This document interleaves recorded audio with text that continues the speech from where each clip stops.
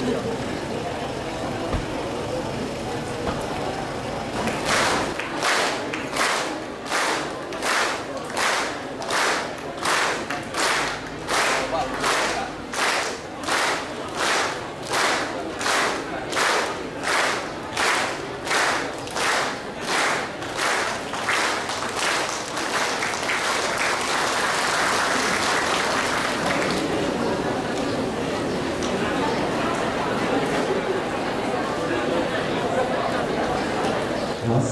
บายดีบรรดา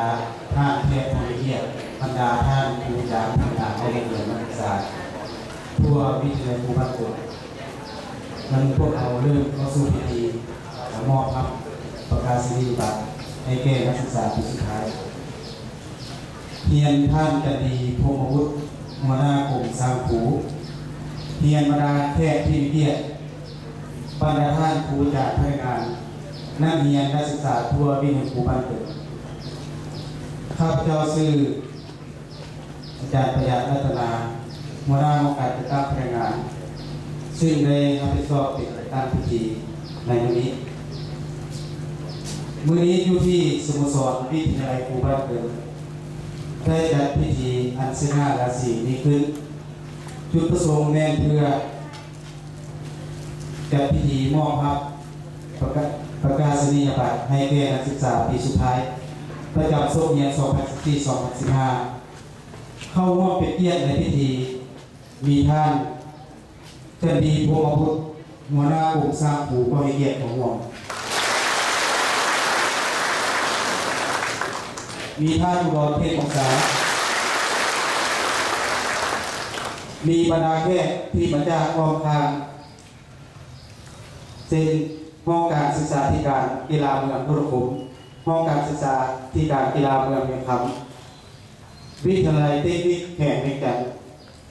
มัธยมต้นบ้านบ่อโรงเรียนประถมทองคำนายบ้านเกิดเหนือก็ให้เกียรติของวง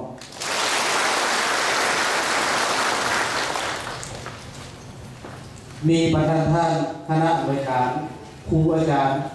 พนักงานและนักเรียนนักศึกษาทั่ววิทยาลัยภูมิพลก็ให้เกียรติผม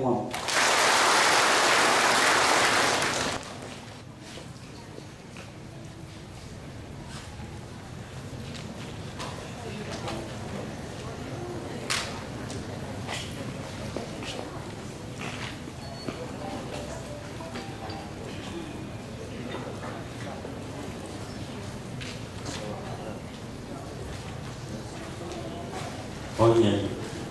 ทางเนี่ยผมบอกว่าเราต้องทำที่กรมนะคือเนี่ยบรรดาทางแขกผู้มีเกียรติทุกทางที่เขาบอกเลยทางผู้ทุกทางที่เขาลงในเรื่องที่มันจะใช้นำในการวัดจานตลอดทอดการเรียนศึกษาทั้งหมดเป็นสุดท้ายของตัวที่เราพิจารณาแทนข้าพเจ้าตามมาให้การนำโมเหียการตรวจสอบการก่อสร้างผู้อนุบาลผู้ปฐมและผู้มัธยมต้นทุกอย่าง2014-15ดังรายละเอียดต่อไปนี้โดยได้รับการมอบหมายจากกระทรวงศึกษาธิการและศึกษากรมสร้างผู้เวรผู้บันเทิงได้ดำเนินการก่อสร้างผู้อนุบาล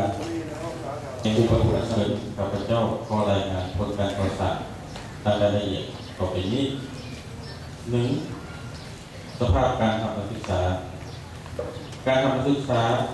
ส่วนรายมาจาก3แขวงภาคกลางคือ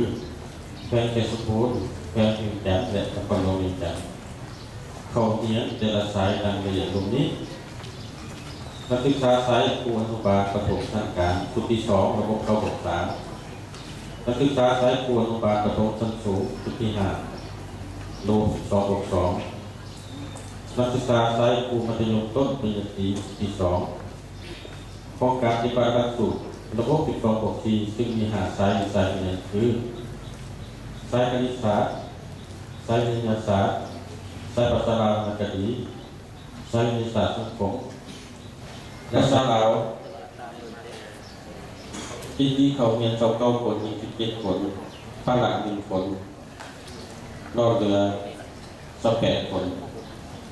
ภาษาอังกฤษ50 ผลยิงต่อ2 ผลปาระ9 ผลตัวนี้ตัวเลขผิดเนาะจะยังเหลือนอกเหลืออยู่41 ผลเนาะนักศึกษาเขาเรียนทั้งหมดทุกระบบมีคิด11 ผล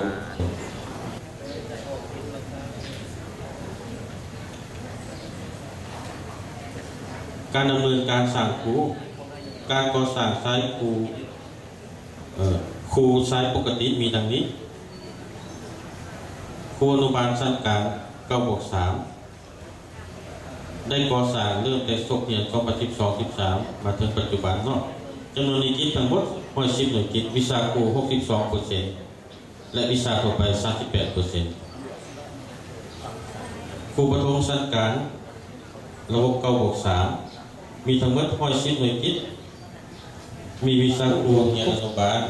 โรงเรียนประถมและมัธยมของแก่เด็กกันซึ่งใช้เวลา10 อาทิตย์เท่ากับ20 หน่วยกิจภายหลังกลับมาแต่จุฬานักศึกษาสุดนี้รวมทั้งชั้นกลางชั้นสูงและปริญญาตรีได้เข้าร่วมการสัมมนาวิชาการและป้องกันบทนอกจากนั้นยังได้ฝึกอบรมเกี่ยวกับวิชากีฬาป้องกันชาติเป็นเวลา10 อาทิตย์เป็นเวลา10 วันเพื่อให้มีความรู้พื้นฐานและความสามารถนำใช้ในการป้องกันชาติเมื่อชาติที่ห้องต้องการการเคลื่อนไหวกิจกรรมนอกหลักสูตรนักศึกษาทั้งหมดสุดนี้นอกจากได้เรียนทฤษฎีและปฏิบัติตัวจริงแล้วยังได้เข้าร่วมกิจกรรมต่างๆที่วิทยาครูจัดขึ้นเช่น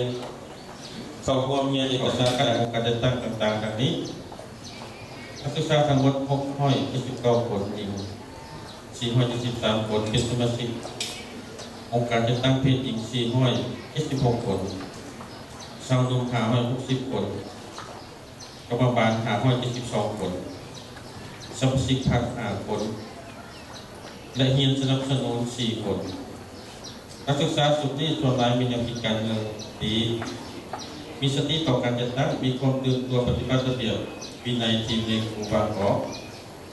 มีคุณสมบัติเพียงพอพร้อมแล้วที่จะออกไปปฏิบัติหน้าที่เรียนงานที่สอนของตัวตามท้องถิ่นทางด้านวิชาสปอร์ตนักศึกษาสุดนี้ส่วนหลายมีความตั้งใจในการทำเรียนและตั้งหน้าปฏิบัติกิจกรรมต่างๆทางด้านวิชาการทางด้านวิชาสปอร์ตใน2.052.99มีจำนวน91 คนเท่ากับ7.12%สำหรับครูอนุบาลและประถมชั้นสูงระดับเก่งบ่มีระดับดีมี68 คนเท่ากับ 18.63% เท่ากับระดับ8.63% รวมทั้งหมดระดับเก่งมี8 คนเท่ากับ 1.18% ระดับดีมี122 คนเท่ากับ 25.33%ระดับปานกลางมี499 คนเท่ากับ 73.50% รายชื่อทั้งหมด54 คนนี้ครับจัดการจะได้อ่านตามที่หลังเวลาออกไปลงหน่อยเนาะ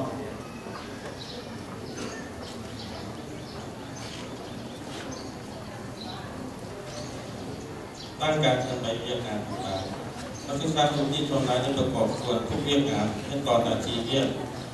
ที่ถึงเป้าหมายและเชื่อว่าคนผู้คนสอนผลิตอุปกรณ์และนำไปสู่การสอนพร้อมทั้งพัฒนาตนเองทางด้านการก่อให้ไล่ขึ้นขอเสนอควรสร้างโรงเรียนประถมศึกษาในมัธยมศึกษาในการเป็นโรงเรียนคุณภาพเพิ่มขึ้นหลายแห่งเพื่อให้นักศึกษาได้อบรมได้ทดลองเอาเป็นคนเรียนในอนาคตผ่านไปนั่นเองข้าพเจ้าก็ได้ผ่านคุณทุกในการก่อสร้างนักศึกษาอยู่สุดนี้เนาะจบผ่านไปแล้วข้าพเจ้าก็ถือโอกาสจะไว้ใช้ก่อนเป็นประธานทุกท่านโอ้เป็นคนสำเร็จทุกอย่างในงานสำเร็จขอบคุณเลย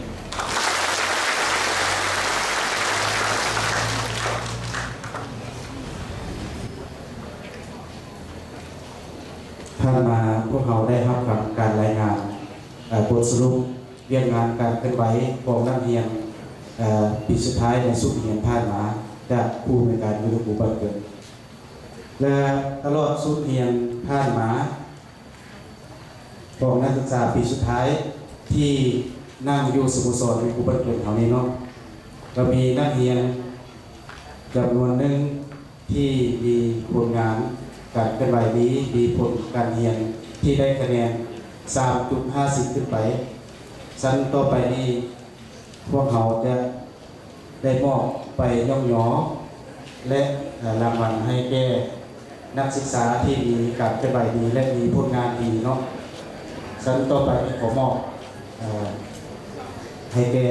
จากปักสิง พ เนาะ นักงานครูอาจารย์นักเรียนนักศึกษาปีสุดท้ายเนาะข้าพเจ้าซื้อคำสิ่งกันวิไลศักดิ์ห้องทำการจัดตั้งหาติดสอบเสนอผ่านเกี่ยวกับผู้ที่ได้รับไปย่องยอเนาะแต่ต่อไปนี้ข้าพเจ้าขอเสนอผ่านผู้ที่มีผลงานดีเด่นในด้านการศึกษาของเรียนตลอดระยะผ่านมาจนฮอดปีสุดท้ายซึ่งได้